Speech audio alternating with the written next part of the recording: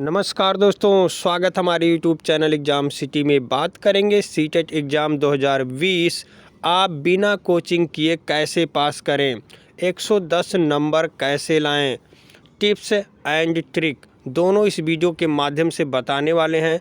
तो इससे पहले वीडियो को लाइक और शेयर करना ना भूलें, और चैनल पर पहली बार विजिट कर रहे हैं तो प्लीज़ चैनल को सब्सक्राइब अवश्य कर लें और बेल आइकन प्रेस कर लें ताकि हमारे ऐसे ही वीडियो के नोटिफिकेशन आप सबको मिलते रहें। दोस्तों, एडमिट कार्ड जारी हो चुका है सीटेट का और 31 जनवरी को पेपर होने वाला है। तो इतने कम समय में क्या पढ़ें क्या ना पढ़ें, कहाँ से आते हैं अधिक प्रश्न, ये भी इस वीडियो के माध्यम से आप सबको बताएंगे। वहीं ऑप्शन लगाने का सबसे अच्छा तरीका क्या हो सकता है, इसको भी बताएंगे, और क्या प्रैक्टिस सेट ज़रूरी है या नहीं, इस पर भी चर्चा करेंगे। तो पूरे वीडियो तक बने रहें। और सबसे दोस्तों अच्छी बात यह है कि कमज़ोर छात्रों के लिए ये वीडियो वरदान साबित होगा, ये हम लिख के कह रहे हैं। हमारे बताए हुए बातों पर अमल करेंगे तो निश्चित रूप से आप सीटेट क्वालिफाई हो जाएंगे, इसमें कोई दो राय नहीं है। तो आइए आपको बताते हैं कि बिना कोचिंग कैसे सीटेट पास करें और 110 प्लस नंबर कैसे लाएं, क्या पढ़ें क्या ना पढ़ें, सब कुछ आइए दिखाते हैं आप सबको। तो दोस्तों, चाहे टेट हो यानी यूपी टेट, चाहे सीटेट, दोस्तों दोनों में आपको 5 विषय दिए जाते हैं: हिंदी, गणित, मनोविज्ञान, पर्यावरण और अंग्रेजी या संस्कृत। दोनों में से एक आपको चुनना होता है। तो सबसे पहले आप भाषा में गड़बड़ी करते हैं कि भाषा में कुछ लोग अभ्यर्थी गड़बड़ कर देते हैं भाषा 1 और भाषा 2 में। भाषा 1 तो सबकी हिंदी होती है और भाषा 2 संस्कृत या अंग्रेजी होती है। कोई अभ्यर्थी यदि भाषा 1 को हिंदी न चुन करके अंग्रेजी चुन लेता है तो उसको पहले चुन करना पड़ता है और उसको बाद में 2 पेपर आपको मिलता है। 2 पेपर आपको मिलता है, संस्कृत या अंग्रेजी का अलग से और इन चारों विषयों का अलग से। तो इसको ध्यान से देखकर करना चाहिए, काफ़ी अभ्यर्थी इसी में कंफ्यूज हो जाते हैं। वहीं दोस्तों, हर विषय के 30-30 नंबर होते हैं। तो 30 गुणे 5 बराबर 150 नंबर हो गया, और 2.5 घंटा होता है, यानी ये भी होता है 150 मिनट का, यानी एक प्रश्न 1 मिनट के लिए दिया जाता है। तो हिंदी, मनोविज्ञान, पर्यावरण और गणित और संस्कृत या अंग्रेजी, ये 5 विषय होते हैं। पांचों विषय में आप सबको 30-30 नंबर का पेडालॉजी यानी शिक्षण कहें तो ये आता है, लेकिन लगभग दोस्तों शिक्षण 20 से 25 प्रश्न सीटेट में देखने के लिए मिलते हैं। सीटेट पेडालॉजी से ज़्यादा प्रश्न आते हैं। तो कहाँ से क्या पढ़ें, कैसे पढ़ें कि हमारा नंबर अधिक से अधिक आए। तो दोस्तों, आप इन तीनों विषयों में नंबर अधिक खींच सकते हैं, हिंदी, मनोविज्ञान और पर्यावरण में। हिंदी में आप अधिक से अधिक नंबर खींचना चाहेंगे क्योंकि पैसेज जो आता है उसमें आपके 5 प्रश्न सही हो जाते हैं, क्योंकि जो पैसेज में लिखा होता है वही नंबर वही आपको करना होता है, अपने तरफ से कुछ नहीं करना होता। बाकी हिंदी का आसान होता है, पेपर आप पढ़ के आसानी से करेंगे तो हो जाएगा।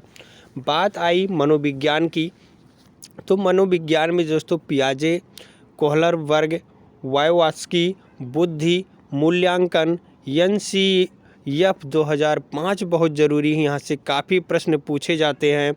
और दोस्तों, आनुवंशिकता और वातावरण, यहाँ से भी प्रश्न आते हैं।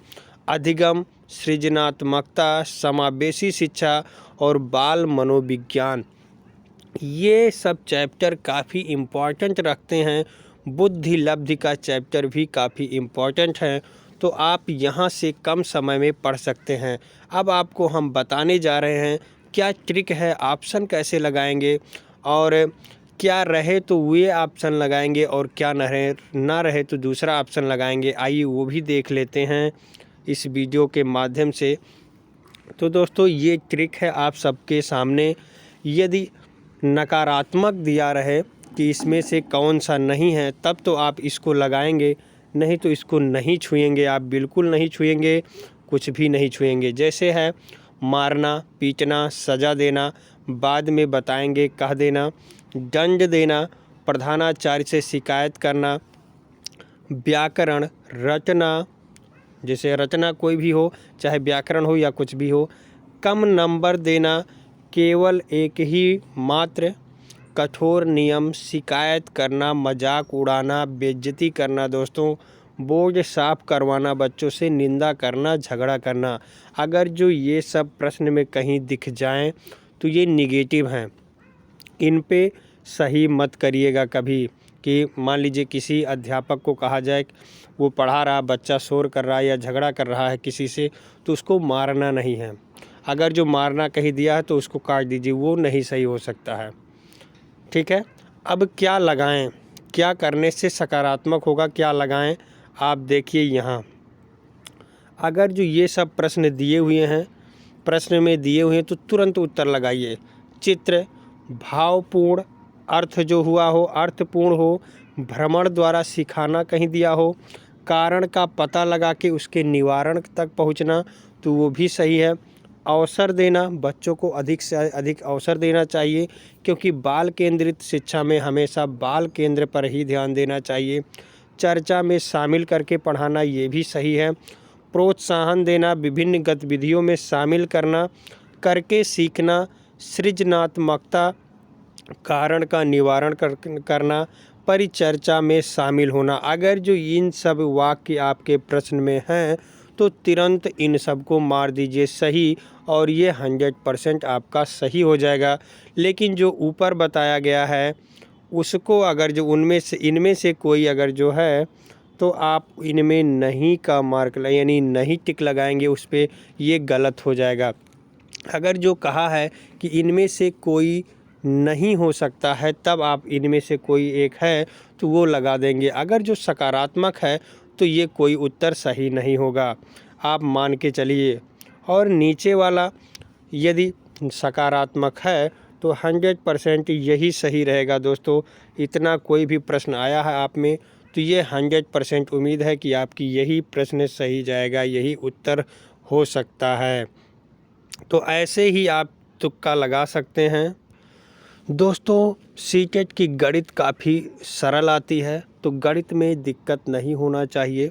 यदि आप जोड़ घटाना गुणा भाग प्रतिशत निकालना जानते हैं तो आप सीटेट का मैथ कर ले जाएंगे, बहुत ही आसान आता है। अगर जो गुणा भाग जोड़ घटाना भिन्न के सवाल आप लगा ले जाते हैं तो थोड़ा शिक्षण अभिरुचि आएगा, तो उसमें आप जो हम बताए हैं टिप्स और ट्रिक उस पर ध्यान देंगे तो 100% आपका सीटेट निकल जाएगा। और कुछ अभ्यर्थी ये भी पूछते हैं जब हमारे पास समय ना बचा हो उस समय हमें क्या करना चाहिए। तो दोस्तों उस समय जब आपके पास 10 से 12 मिनट हों और प्रश्न आपके 15 से 20 छूट रहे हों पेपर के समय, तो आप क्या करें, तो उस समय यही देखना चाहिए कि कौन सा विकल्प हमारा सबसे बड़ा है और सकारात्मक है। जो विकल्प सबसे बड़ा हो और सकारात्मक हो वही हमें चुनना है, वही हमारा सही हो जाता है। दोस्तों ये सीटेट का अनुभव हम अपना बता रहे हैं। तो ऑप्शन लगाने का सबसे अच्छा तरीका आप लोग समझ गए हैं। जो निगेटिव है, नकारात्मक है, उसको कभी नहीं लगाना है अगर जो सकारात्मक में उत्तर लेना है तो। और जो सकारात्मक है अगर जो कहीं दिखे कारण सहित या कारण का पता लगा के आपको उत्तर तक पहुंचना है या भ्रमण करना है, अर्थपूर्ण उत्तर तक पहुंचना है, तो निश्चित रूप से वो सही हो जाएगा। उस पर आप सही का निशान लगा दीजिए, आपको मिल जाएगा नंबर। क्या प्रैक्टिस सेट ज़रूरी है? दोस्तों सीटेट का कितना भी पढ़ लीजिए तो आप फंस नहीं सकता है। आपके कितने भी कोई सिलेबस पढ़ा दे आपको तो आपका सीटेट फंस नहीं सकता है।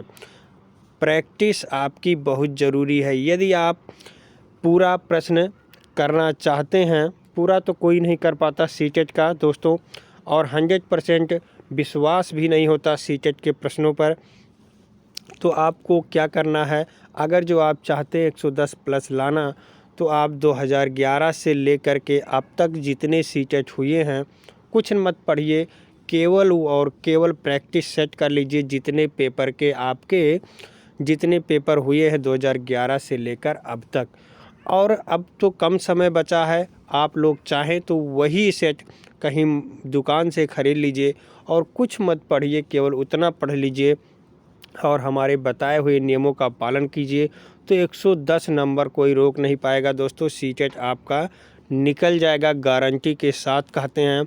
आप केवल प्रैक्टिस करते रहिए, अपने समय को ध्यान दीजिए। 150 मिनट में 150 प्रश्न करने का प्रयास कीजिए और उन्हीं प्रश्नों को रिवाइज करने का प्रयास कीजिए जो 2011 से अब तक के पूछे गए प्रश्न हैं।